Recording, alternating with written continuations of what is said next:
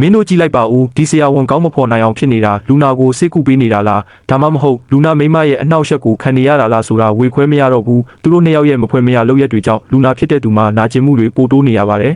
တကယ်တော့ဒီဇနီးမောင်နှံကတောင်ပေါ်မှာအေးအေးချမ်းချမ်းနေထိုင်ခဲ့ကြတာပါဒါပေမဲ့ကန်ဆိုးကျင်တော့အန်နာရဲ့မွေးနေ့မှာချက်တယောက်တောင်ပေါ်တက်ရင်းခြေထောက်တန်ရာရသွားခဲ့ပါတယ်ဒါကပဲသူတို့ဘဝရဲ့အချိုးကွေးတစ်ခုဖြစ်လာခဲ့တာပေါ့